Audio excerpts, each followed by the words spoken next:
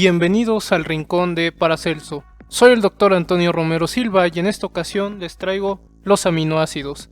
Esto está con base en lo dicho por los autores Leninger y Moore. En pantalla aparece el tiempo donde comienza la discusión de los aminoácidos y debajo donde está el resumen de este video. Si quieren conocer a detalle de cada tema del que platicaremos, pueden encontrarlo en la descripción. A manera de resumen, hablemos brevemente del carbono y la vida.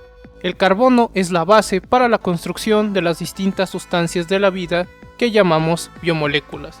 Entonces, por ejemplo, átomos de nitrógeno o de hidrógeno o de oxígeno pueden unirse al carbono para de esta manera tener a las biomoléculas, a las moléculas de la vida. Los enlaces químicos, que aquí representamos como unas varillas de color naranja, son las fuerzas de atracción duradera que va a mantener unidos a los distintos tipos de átomos. Si hay un enlace solamente entre dos átomos, hablamos de un enlace sencillo. Si hay dos enlaces entre átomos, hablamos de un enlace doble. Y en el caso de que hubiera tres enlaces entre átomos, hablaríamos de un enlace triple. Esta representación, donde vemos las esferas o pelotas con sus varillas, es la representación de varillas y pelotas. El carbono puede formar, si nosotros contamos sus enlaces, hasta 4, ya sean sencillos, dobles o triples. El carbono tiene la virtud de generar distintas cadenas que pueden ser lineales, ramificadas o incluso ser cíclicas, teniendo formas como pentágonos, hexágonos, etc. Esta representación de varillas y pelotas podemos hacerla más simple si nosotros usamos la representación de fórmula esquelética, donde se simplifica a los átomos de carbono y sus enlaces para observar solamente los ángulos que van formando entre estos enlaces. También podemos añadir los símbolos de los distintos elementos para visualizar mejor con quién se ha unido los carbonos. Entonces, aquí podemos ver que hay dos átomos de carbono. Hay un átomo de carbono unido con un doble enlace a un oxígeno y con un enlace a otro oxígeno, mientras que el otro átomo de carbono está unido al carbono anterior y unido a un nitrógeno. De esta manera es como podemos representar de manera más sencilla a las distintas estructuras que veremos para los aminoácidos. Las proteínas y los aminoácidos.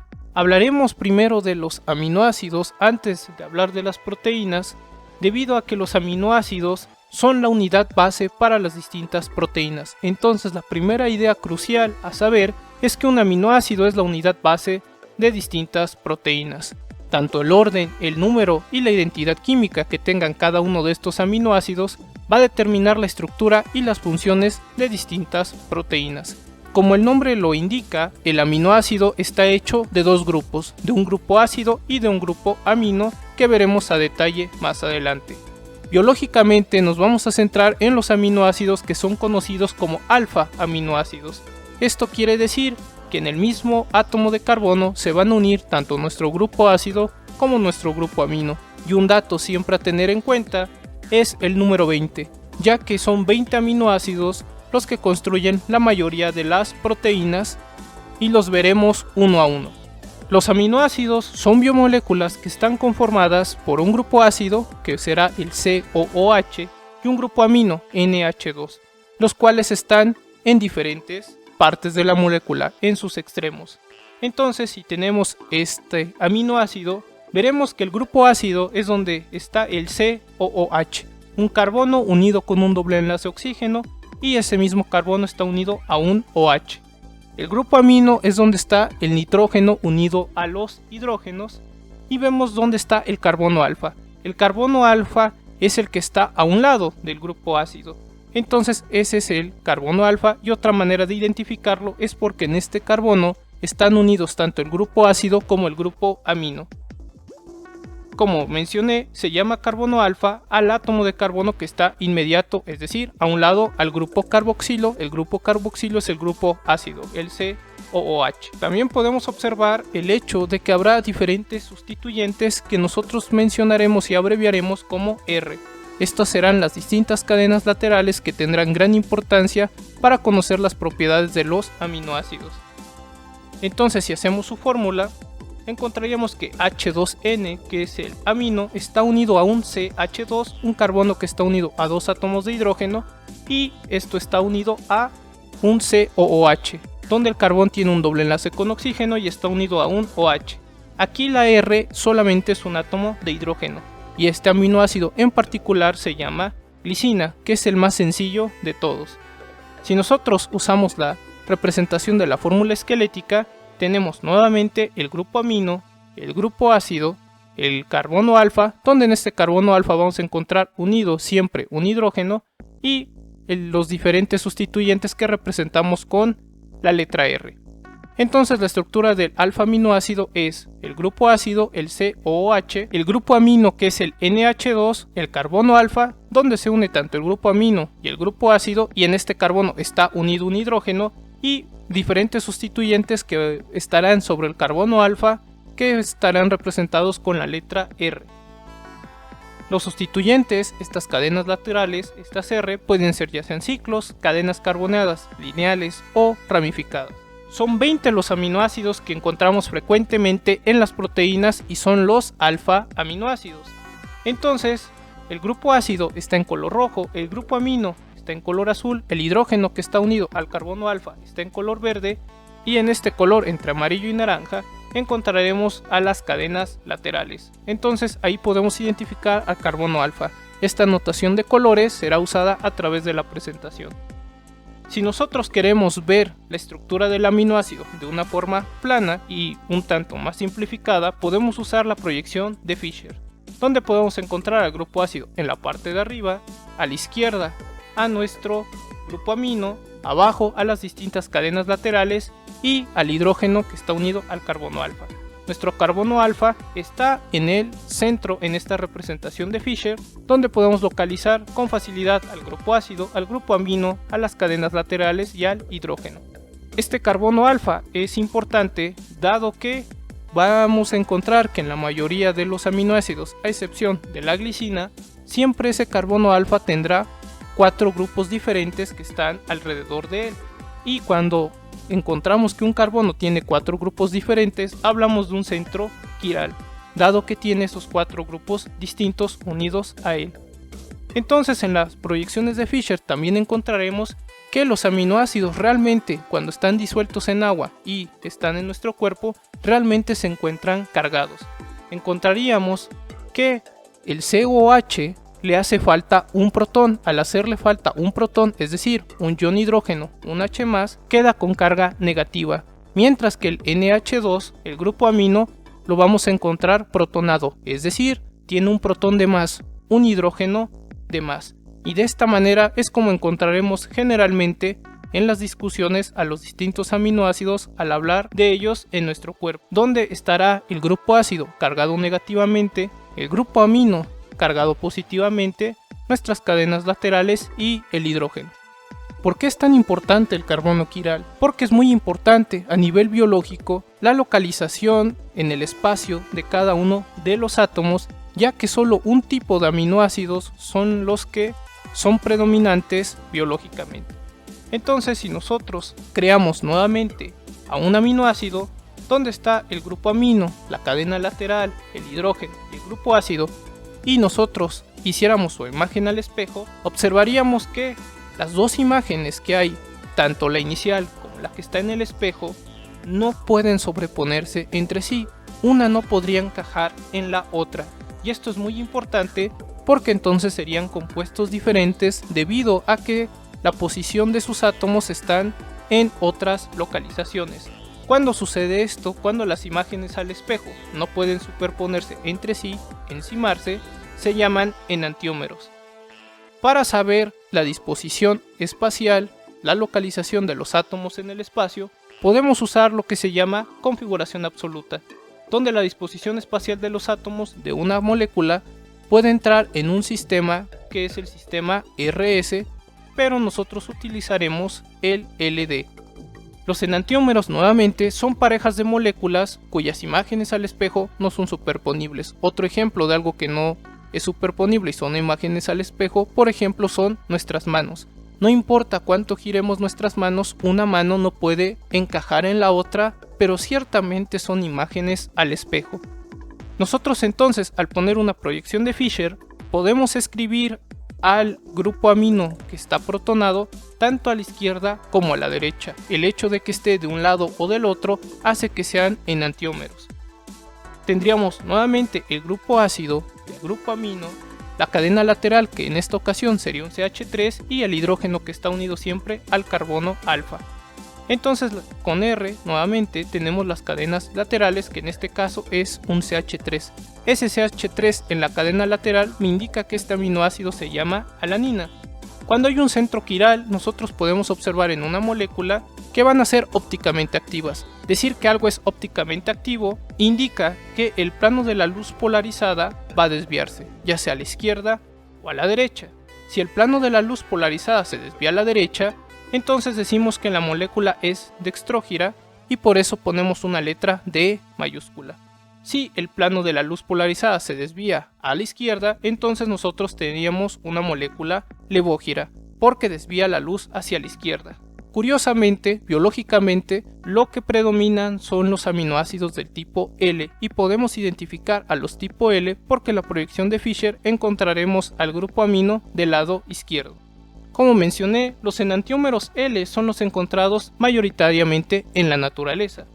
Y los aminoácidos pueden clasificarse con base en sus distintas cadenas laterales, en los distintos sustituyentes que están sobre el carbono alfa. Las propiedades de estos aminoácidos entonces van a ser dictadas por sus cadenas laterales, por la polaridad, es decir, por la tendencia a interactuar con el agua a un pH biológico que es un pH alrededor de 7. Y nosotros encontraremos que se dividen por su cadena lateral como aminoácidos con grupos no polares y alifáticos, aminoácidos con grupos aromáticos, aminoácidos con grupos polares y sin carga, aminoácidos con grupos positivamente cargados y aminoácidos con grupos negativamente cargados. ¿Por qué es importante conocer esto? Porque los grupos van a ser hidrofílicos o hidrofóbicos. Cuando hablamos de hidrofílicos, hablamos de que hay grupos polares, es decir, grupos donde se ha creado una carga parcial positiva y negativa, lo que hace que puedan interaccionar ya sea con otros grupos polares o incluso con el agua. Entonces, si tenemos grupos polares, estas cadenas laterales podrán interaccionar con el agua. ¿Dónde podemos encontrar grupos hidrofílicos? ¿Dónde podemos encontrar aminoácidos hidrofílicos? Cuando en su cadena lateral haya carga, ya sea positiva o negativa, o existan grupos polares en la cadena. Esto los va a hacer más solubles en agua al tener alguna parte polar. Sin en cambio, al tener grupos no polares e hidrofóbicos, es decir, que no interaccionan con el agua, estos grupos no polares generalmente van a ser cadenas carbonadas y estas cadenas carbonadas van a hacer que el aminoácido sea insoluble en agua. ¿Cuáles son estos 20 aminoácidos que mencioné al inicio? Son los siguientes que están en las tablas: la glicina, la alanina, la prolina, la valina, la leucina, la isoleucina, la metionina, la fenilalanina, la tirosina, el triptófano, la serina, la tronina, la cisteína, la asparagina, la glutamina, la lisina, la histidina, la arginina, el espartato y el glutamato, que podemos observar que pueden ser abreviados con distintos códigos de letras para no escribir el nombre completo del aminoácido. Los códigos de letra pueden escoger entre 3 letras, que generalmente serán las 3 letras iniciales de cada aminoácido, o otro código de letras que es donde se usa solo una letra para no escribir todo el nombre del aminoácido. Entonces estos 20 aminoácidos son los que básicamente están construyendo a la mayoría de las diferentes proteínas. Veamos uno a uno los grupos que han sido clasificados por su cadena lateral. Aminoácidos con grupos R, que son alifáticos no polares, donde nuestro código de colores está en pantalla, observamos que están la glicina, la alanina, la leucina, la isoleucina, la metionina, la prolina y la valina, donde todos estos aminoácidos, como hemos ido mencionando, tienen a su grupo ácido, su grupo amino, su carbono alfa, el hidrógeno que está unido siempre al carbono alfa y las distintas cadenas laterales, que si ponemos atención en estas cadenas laterales, son mayoritariamente cadenas carbonadas, donde hay enlaces solo carbono y carbono o carbono e hidrógeno, que hace que haya interacciones hidrofóbicas, es decir, estas cadenas lo que estarán haciendo la mayor parte del tiempo será repeler al agua. Un caso especial es el de la metionina, donde hay un enlace azufre-carbono, pero este enlace azufre-carbono también es no polar, es hidrofóbico y estará repeliendo al agua. En el caso de los grupos aromáticos, donde las cadenas laterales, estos grupos R, son aromáticos, encontraremos a la fenilalanina, a la tirosina y al triptófano, donde esta parte de aromáticos nos está indicando de manera sencilla la presencia de un anillo de 6 miembros que se ve como un hexágono, donde hay dobles enlaces que se van alternando. Entonces, como la fenilalanina, la tirosina y el triptófano tienen este hexágono con enlaces dobles, se dice que son aromáticos, para ponerlo de una forma sencilla. Entonces, nuevamente podemos observar las partes de nuestro aminoácido y estas cadenas laterales donde hay anillos aromáticos, ese anillo de 6 miembros que se conoce como benceno. Estos anillos aromáticos lo que están aportando es que darán interacciones hidrofóbicas y que van a ser no polares. Por lo tanto, mientras más aminoácidos de este tipo tuviera una proteína, más insoluble sería en el agua, porque estos grupos son hidrofóbicos. En el caso de los aminoácidos con grupos R polares y sin carga, nosotros tendremos a la serina, a la treonina, a la cisteína, a la asparagina y a la glutamina, donde ahora en las cadenas laterales podrá apreciarse la presencia de grupos polares como es el OH, el SH o las partes del oxígeno y del nitrógeno. Para la asparagina y la glutamina, tener grupos R que son polares pueden interaccionar con el agua y al interaccionar con el agua podrán ser más solubles en el agua. Entonces los grupos funcionales, al hablar de grupos funcionales, hablamos de un conjunto de átomos que dan ciertas propiedades a alguna sustancia. Entonces los grupos funcionales que podemos observar que son polares son el OH para la serina y la treonina, el SH para la cisteína y la parte del grupo amida, que es este carbono doble enlace oxígeno, y ese carbono está unido a un NH2 para la asparagina y la glutamina. Entonces estos aminoácidos con grupos polares y sin carga van a ser hidrofílicos, es decir, que tienen una interacción favorable con el agua. En el caso de los aminoácidos con grupos positivamente cargados, tenemos a tres, a la lisina, la arginina y la histidina, donde en su cadena lateral lo que podemos observar es que hay una carga positiva. Entonces estos aminoácidos tienen carga, una carga positiva, y al tener esta carga positiva interaccionan favorablemente con el agua, lo que los hace bastante polares y a su vez bastante hidrofílicos. Por lo tanto, si tenemos estos aminoácidos, aumentaría la solubilidad en agua de una proteína. Y finalmente, los aminoácidos con grupos negativamente cargados, tenemos dos, el aspartato y el glutamato, donde en la cadena lateral puede observarse que hay una carga negativa en un grupo ácido, que es un grupo ácido más que tienen estos aminoácidos que tiene carga negativa. Esta carga negativa hace que el aminoácido se haga bastante polar, y al hacerse bastante polar se hace bastante hidrofílico, lo cual indica que también la solubilidad en agua será mayor si tenemos la presencia del aspartato y del glutamato. Los aminoácidos son sumamente diversos, a tal grado que hay aminoácidos que derivan de otros aminoácidos. Para la prolina podemos observar que si en su cadena lateral se agrega un OH, ahora nosotros tendríamos una 4-hidroxiprolina. Similar a la prolina, simplemente se le ha añadido un OH. Esta 4-hidroxiprolina la podemos encontrar en las proteínas de la pared celular de algunas plantas, por eso es relevante hablar de ella. En el caso de la lisina, podemos encontrar una 5-hidroxilisina, donde ahora en la cadena lateral para la lisina tendríamos añadido un OH. Esta 5-hidroxilisina puede encontrarse en el colágeno, que es importante para nuestro cuerpo. Si nosotros a una lisina la modificamos en su último nitrógeno de la cadena lateral para obtener una 6N-metilisina, la cual puede encontrarse en la miosina, tendrá una función distinta, ya que esta 6N-metilisina la encontraremos en una proteína contráctil y, por ejemplo, el glutamato, donde podríamos obtener un derivado que sería el gamma-carboxiglutamato. Este puede encontrarse en la proteína de coagulación de la sangre, protrombina. Entonces, si nuestros aminoácidos se modifican, pueden tener distintas funciones en nuestro cuerpo, al haber modificado algo en su cadena lateral. Otro ejemplo es cuando se fusionan varios aminoácidos, por ejemplo, cuando 4 lisinas se fusionan y tendremos a la desmosina, que se encuentra en la proteína fibrosa elastina. ¿Cómo puedo identificar que hay 4 lisinas? Porque encontraríamos 4 grupos ácidos, 4 grupos aminos, 4 cadenas laterales que son las de la lisina y los diferentes carbono alfa e hidrógeno que están en cada lisina.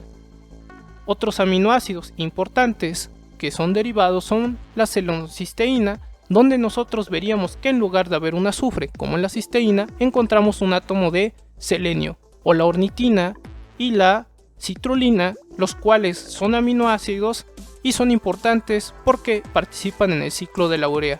Este ciclo de la urea es el que nos permite entender cómo el nitrógeno que consumimos puede salir de nuestro cuerpo. Cuando se encuentran en agua los distintos aminoácidos, veríamos que forman algo que se llama esbiterión. Veamos qué es este esbiterión.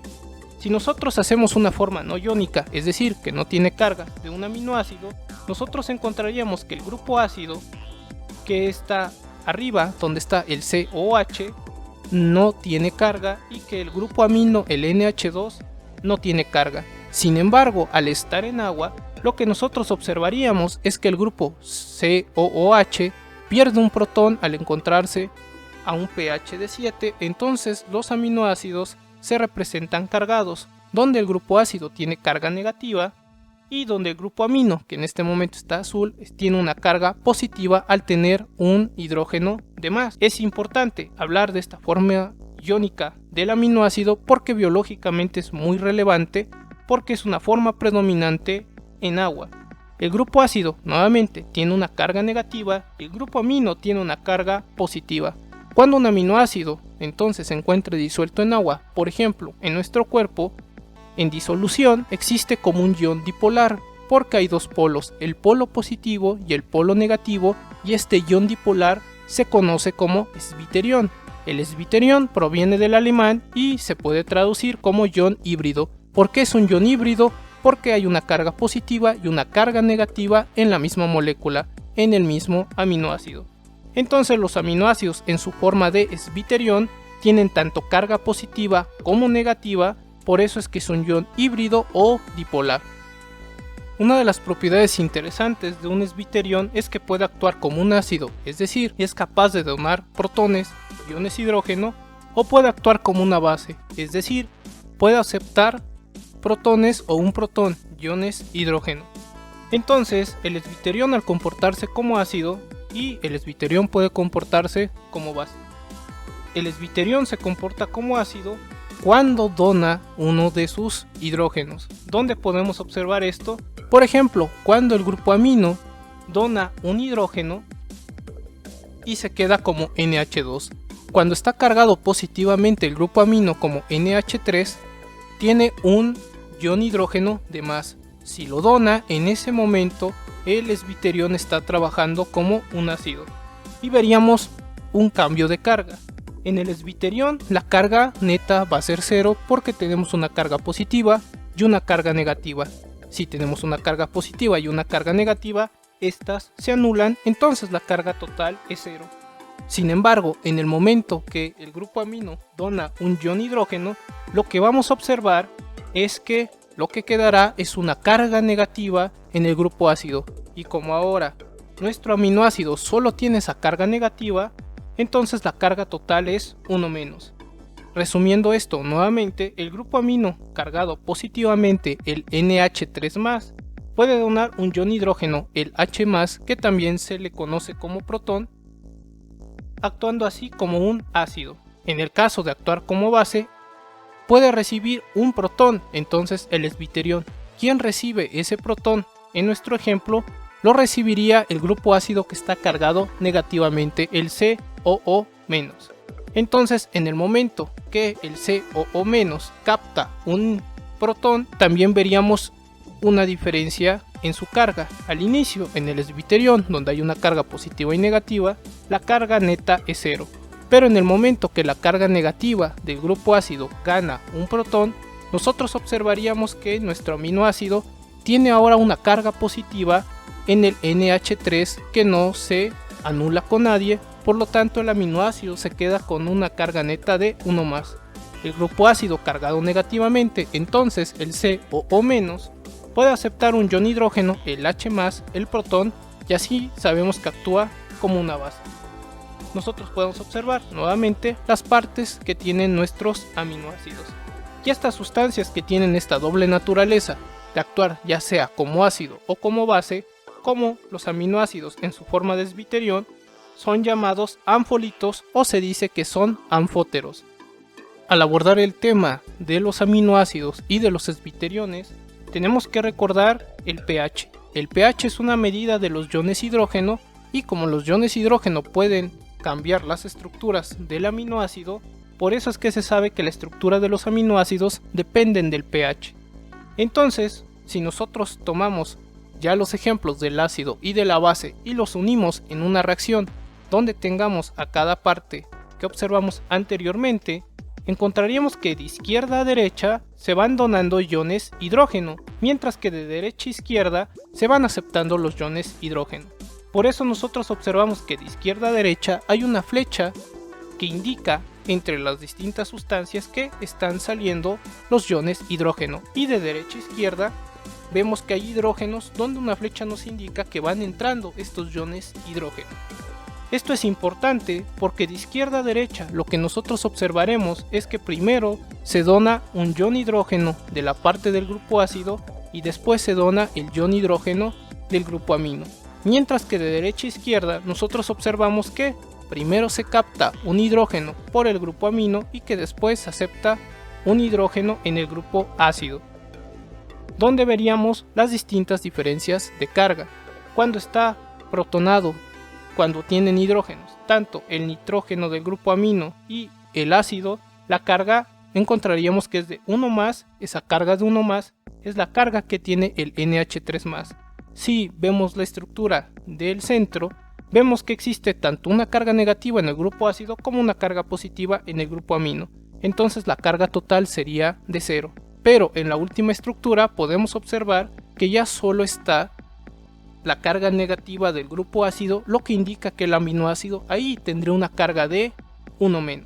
Entonces, si nosotros conocemos el pH y sabemos los valores de pH, podremos saber con mayor exactitud cuál de las estructuras sería la más probable para nuestro aminoácido. Si la concentración de los iones hidrógeno es alta, es decir, algo es ácido, encontraríamos valores de pH de 1 a 6. Mientras que si la concentración de iones hidrógeno es baja, encontraríamos valores de pH entre 8 y 14. Y si nosotros estamos a la mitad del camino del pH, se dice que el pH es neutro. Entonces, generalmente a un pH neutro en el valor de 7, encontraríamos la parte del esbiterión que tiene carga neta 0. Si nosotros nos movemos en general a valores ácidos, a pH entre 1 y 6, iríamos encontrando cada vez mayor la forma del aminoácido donde está el grupo ácido como un COOH. Y si nosotros estamos en valores de pH entre 8 y 14, encontraríamos con mayor facilidad a la estructura donde el grupo amino solo está como NH2. Sin embargo, hay que recalcar que dependiendo de las cadenas laterales va variando también por sus propiedades los distintos pHs que nosotros podamos observar para encontrar la especie dominante, nuestra estructura dominante para un aminoácido.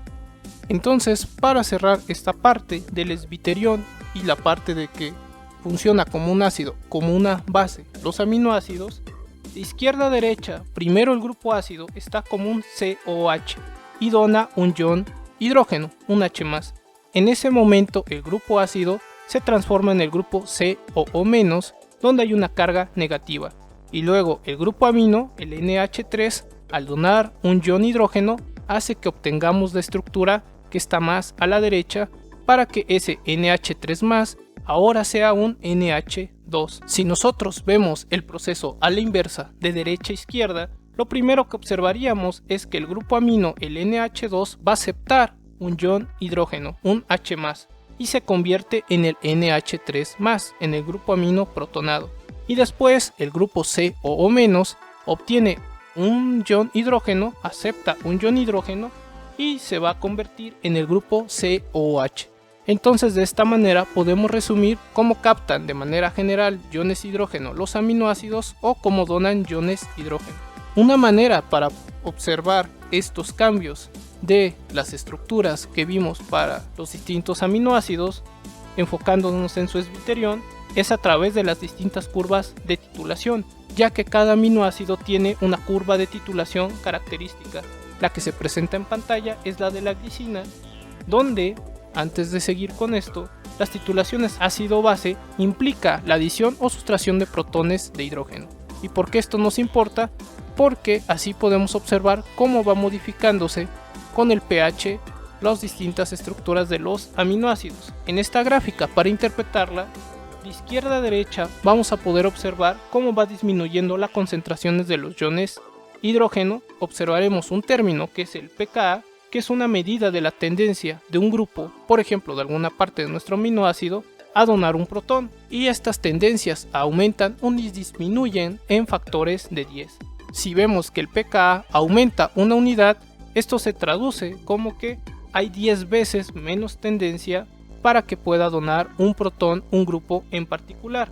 Si los valores de pKa son pequeños o incluso negativos, indican que un grupo dona con mayor facilidad un protón, mientras que si los valores de pKa son grandes, indican que un grupo dona con menor facilidad un protón. También podemos encontrar en estas titulaciones ácido-base, en estas gráficas, algo llamado el punto isoeléctrico, que se abrevia como PI, donde es el pH en el que la carga eléctrica de nuestro aminoácido va a ser 0.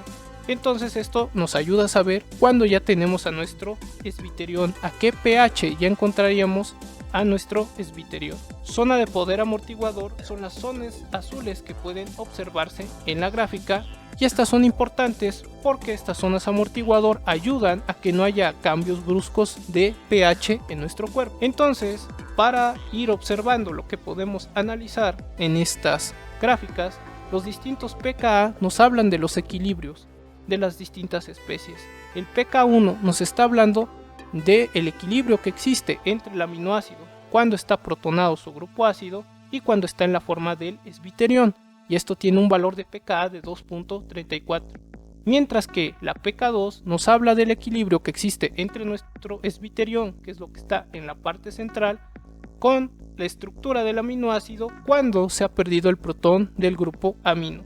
Entonces, con estos equilibrios nosotros podemos ir monitoreando los distintos cambios de estructura de los distintos aminoácidos.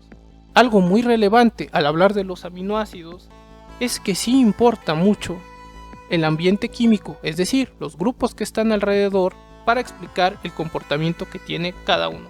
Por ejemplo, si nosotros solamente tuviéramos un ácido, por ejemplo el ácido acético, veríamos que tiene una pKa de 4.8, donde el ácido acético pasa de estar sin carga a tener carga en el momento que dona un protón y se queda negativa la parte del grupo ácido.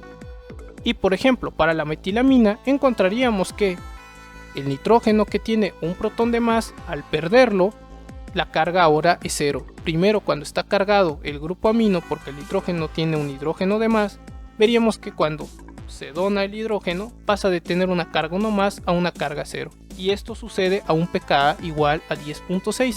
Sin embargo, por la cercanía que tienen el grupo amino y el grupo ácido de los distintos aminoácidos, es que presentan valores distintos de pKa.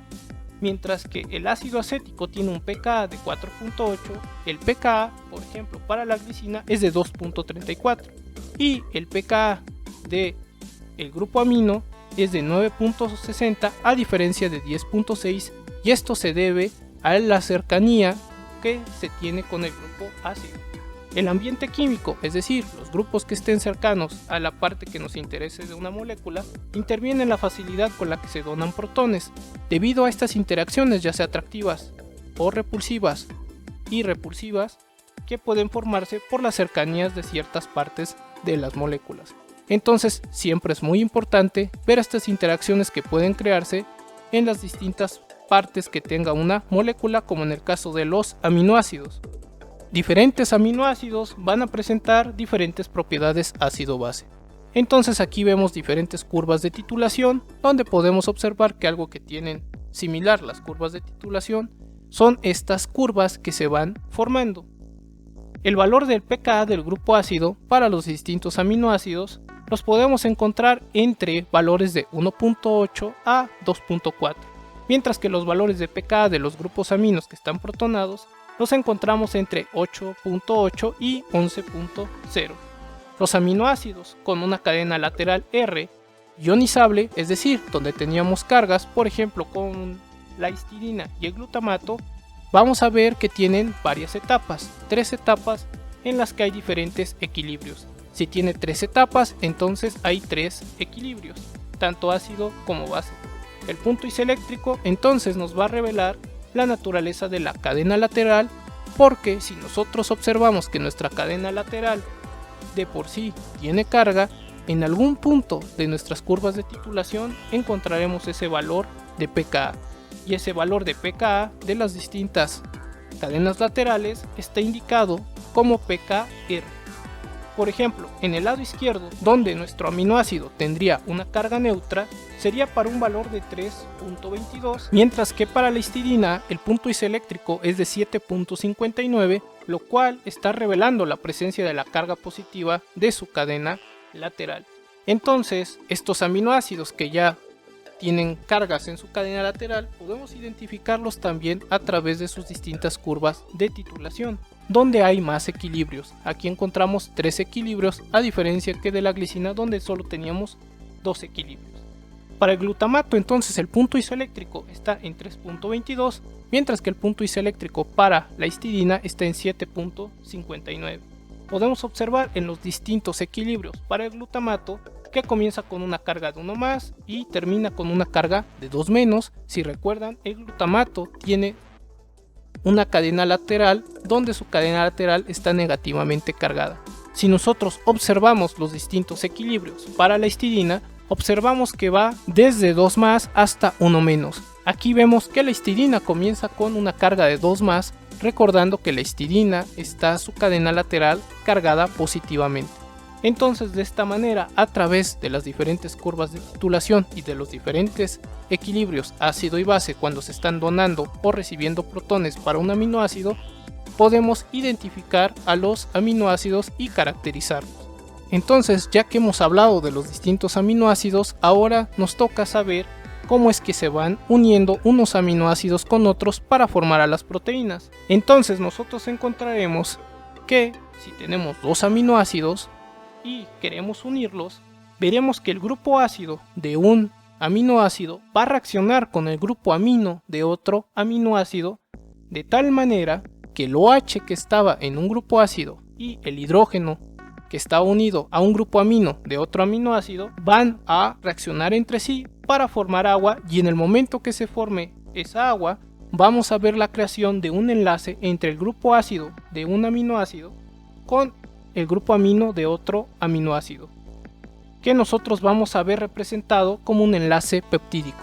El enlace peptídico es esta fuerza de atracción que va a formarse cuando el grupo ácido y el grupo amino forman un enlace entre carbono y nitrógeno, que está representado de color violeta. Si nosotros queremos hacer el proceso inverso, en el que 2 aminoácidos ya estaban unidos y queremos romperlos para obtener cada uno de los aminoácidos, aquí debe haber participación de moléculas de agua para que pueda lograrse. El compuesto que se forma por la unión de aminoácidos se va a conocer como péptido o como diferentes péptidos, y tendrán ciertos nombres. Por ejemplo, si tenemos 2 aminoácidos unidos, hablamos de un dipéptido. Si tuviéramos 3 aminoácidos unidos, hablamos de un tripéptido, y así sucesivamente. Si hay varios aminoácidos unidos, se pueden clasificar como oligopéptidos, y si tenemos muchos aminoácidos unidos, hablaremos de polipéptidos. Entonces, si tenemos enlaces peptídicos donde se han estado uniendo aminoácidos, nosotros vamos creando una estructura cada vez mayor, más grande, como la que podemos ver en pantalla, donde ahí están los diferentes enlaces peptídicos, donde un grupo ácido de un aminoácido se unió al grupo amino de otro aminoácido. Vemos los carbonos alfa los grupos amino y los hidrógenos que están unidos a los carbono alfa. Para identificar cada aminoácido solamente tenemos que observar las cadenas laterales y así sabremos de qué aminoácido hablamos. El primero, donde vemos este CH2 con OH, es la serina. Donde solo hay un hidrógeno sería la glicina. Después pasaríamos a la tirosina, a la alanina, donde está el CH3, y a la leucina, donde está CH2 que se une a un CH y ese CH se une a CH3. Entonces, lo que está uniendo a la serina, a la glicina, a la tirosina, a la alanina y a la leucina son los enlaces peptídicos. Cuando un aminoácido ya está dentro de un péptido, les llamamos residuos. Y encontraremos que en los péptidos hay algo muy particular. En cada extremo del péptido vamos a encontrar algo diferente. En un extremo encontramos al grupo C-terminal, que sería un grupo ácido, mientras que del otro extremo encontraremos un grupo N-terminal, que es un grupo amino. Entonces también recordemos que dependiendo de las características de la cadena lateral va dando ciertas funciones distintas. Por eso es que siempre tenemos que saber qué cadenas laterales tenemos en nuestros péptidos. Los péptidos van a tener diferentes tamaños y van a tener diferentes funciones. Habrá péptidos que son muy pequeños que desarrollen una función o péptidos muy grandes que tendrán otra función.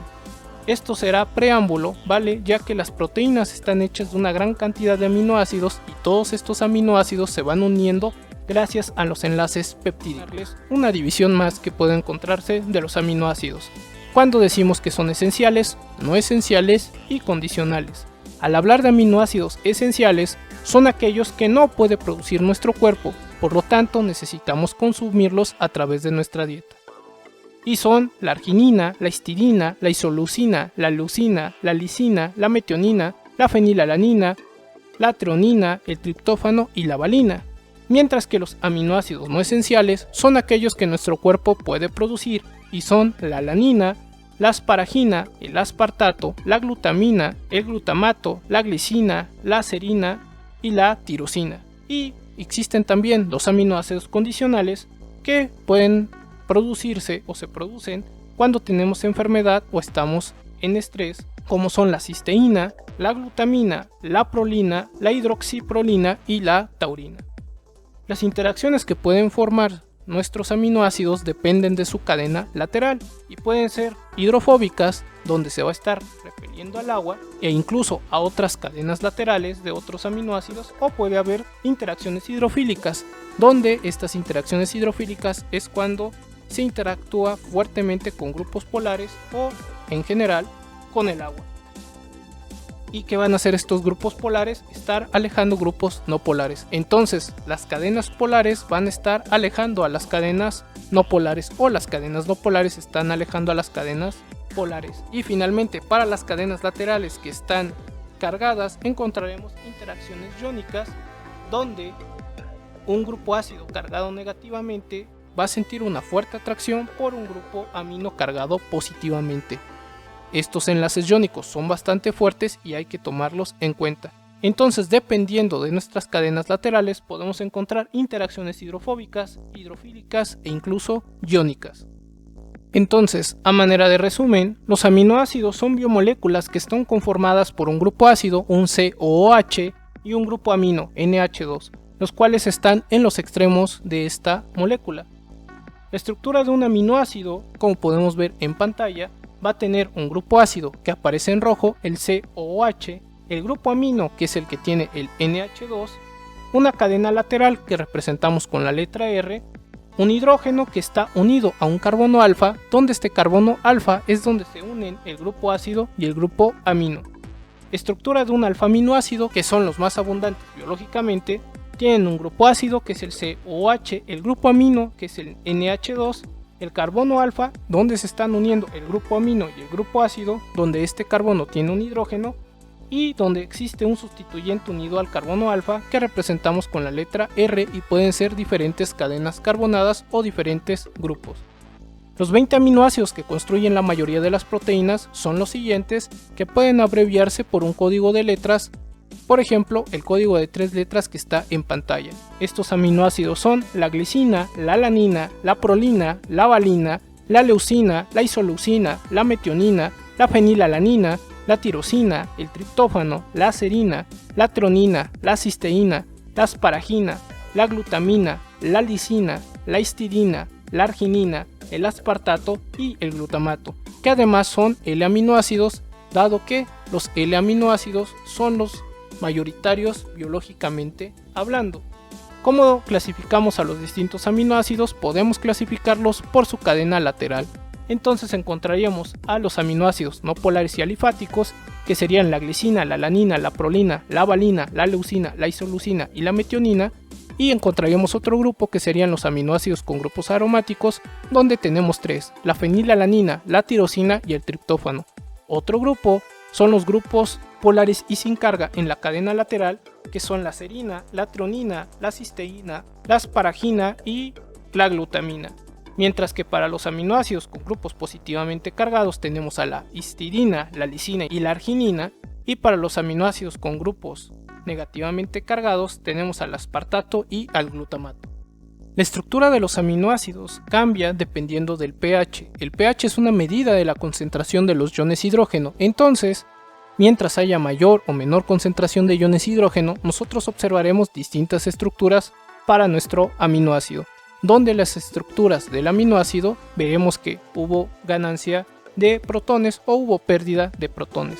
Algo crucial que nosotros observamos fue el hecho que el esbiterión es el ion híbrido, donde vamos a ver para nuestro aminoácido una carga positiva y una carga negativa. Generalmente este esbiterión es la forma predominante en agua.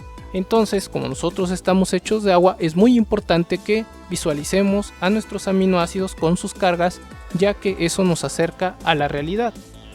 Mientras mayor es la concentración de los iones hidrógeno, donde el pH está entre 1 y 6, nosotros encontraríamos que la estructura de nuestro aminoácido, el grupo ácido, el COOH, tiene ese protón, y que la parte del grupo amino, el NH3, va a estar cargado positivamente.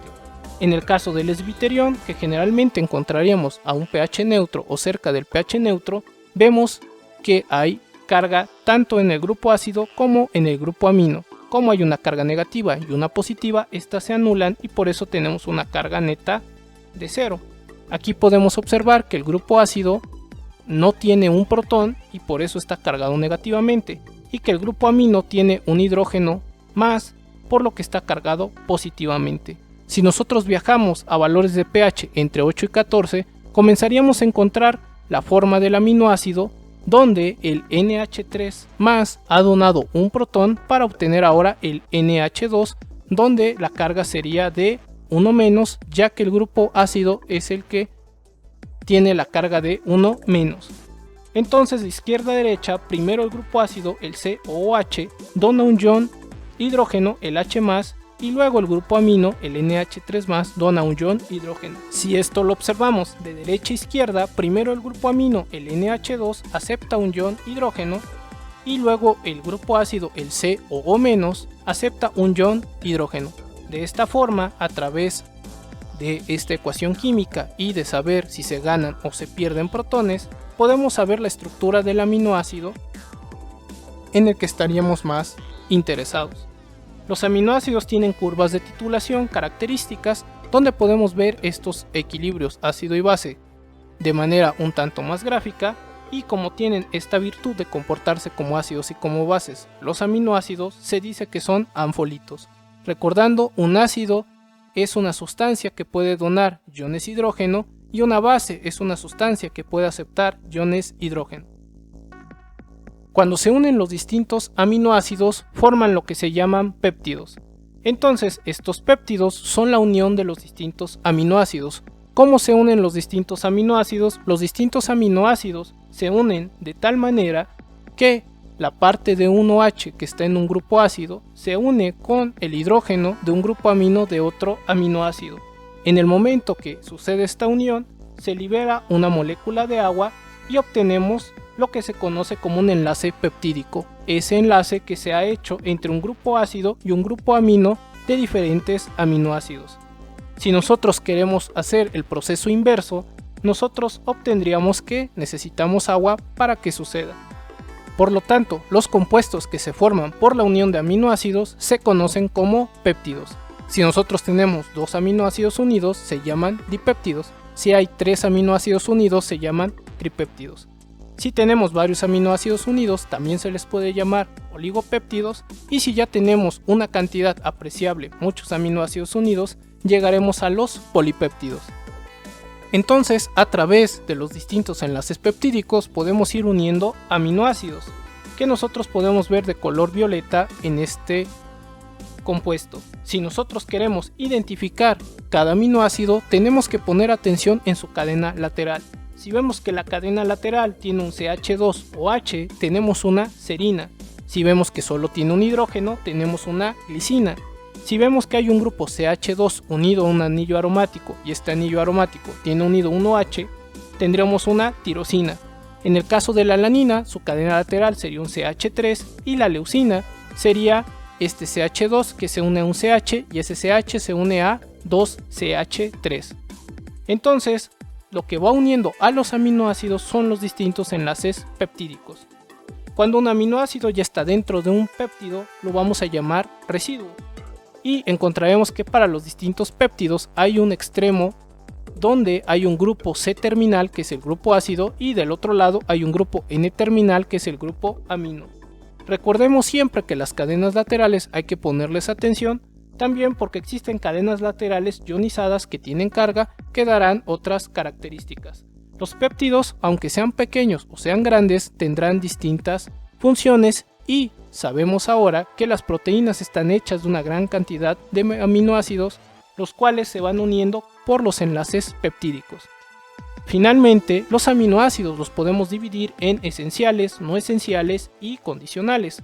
Los esenciales son aquellos que necesitamos consumir debido a que nuestro cuerpo no puede producirlos, y son la arginina, la histidina, la isoleucina, la leucina, la lisina, la metionina, la fenilalanina, la treonina, el triptófano y la valina. En el caso de los no esenciales son aquellos que podemos producir, y entonces tenemos a la alanina, la asparagina, el espartato, el glutamato, la glicina, la glutamina, la serina y la tirosina. Mientras que para los aminoácidos condicionales que se están produciendo cuando podemos estar enfermos o estresados son la cisteína, la glutamina, la prolina, la hidroxiprolina y la taurina. Diferentes interacciones pueden suceder con los aminoácidos debido a sus cadenas laterales, como hidrofóbicas, donde se repelerá el agua, hidrofílicas, donde habrá interacciones favorables con el agua y aumentará su solubilidad en agua, o iónicas, donde las cadenas laterales al estar cargadas habrá interacciones con cargas opuestas y esto hará un fuerte enlace iónico. Entonces las cadenas laterales nos pueden dar interacciones hidrofóbicas, hidrofílicas e interacciones iónicas. Esto sería todo para la parte de los aminoácidos. Espero les haya agradado este video. Si tienen dudas o preguntas, por favor háganmelo saber en la caja de comentarios. Gracias por visitar el Rincón de Paracelso. Yo he sido el Dr. Antonio Romero Silva. Hasta la próxima.